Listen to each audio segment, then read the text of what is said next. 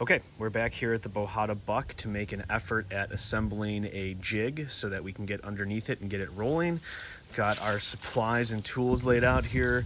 2 pressure treated 2x6x6, 4 sets of heavy duty caster wheels that each can take up to 300 pounds, which is more than sufficient, even though this buck weighs quite a lot.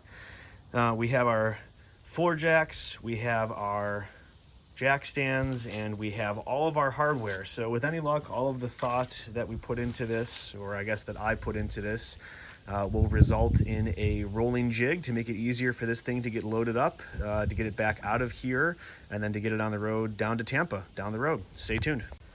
Okay, first jig is all mounted up, tightened up, bolted up, lined up. Everything is nice and tidy. Should hold together well given the weight of this thing. It's not like this is going to be seen road use. It's just for the fact of wheeling it around and getting it up on a trailer. So next step is to mount it, which should go just as smoothly, and then do it all over again for the backside. First jig is fully assembled, tightened down, and mounted. I'll give you an idea of what's going on here. So seeing the casters put together on the pressure treated 2x6. Then we have these square U-bolts coming through the framing for the buck, which then have all the bolting on the underside.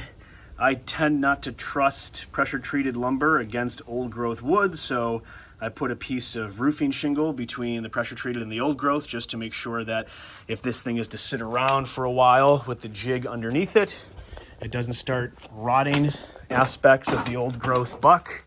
And then I additionally, on both sides at the top of the U-bolt, put in some 3-inch star head construction screws just to make sure that even though everything's tightened down here, as it sort of moves around and vibrates, these things don't start getting loosey-goosey on top of the 2x4, because of course there is a gap side to side, which if they did start to move, we could always wedge, just get everything tightened up a little bit. But I think we're gonna be in good shape. We're gonna get the front back on the ground under its own new temporary wheels, and then work on the back.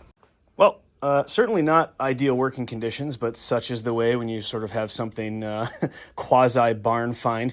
As you can see, we have quickly run out of solid surface to actually jack underneath here, and we're sort of in a gravel pit where the garage floor has disappeared.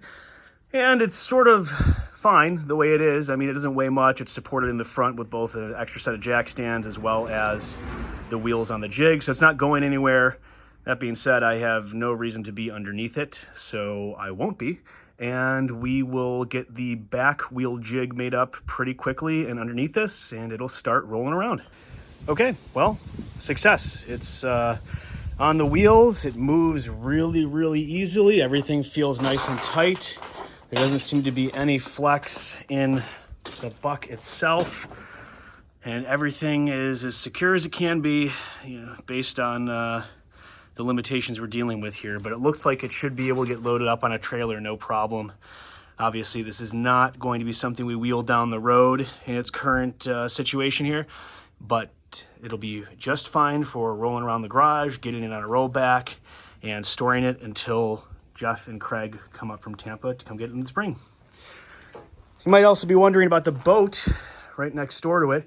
That's actually a boat that Bob Jones, one of the 3 guys who built the Bohada, built himself, either by hand or from a kit. I don't remember which, but it's actually quite a nice rig. So we'll see if Jeff is coming home with just a Bohada Buck, or if he might also be coming home with a boat too.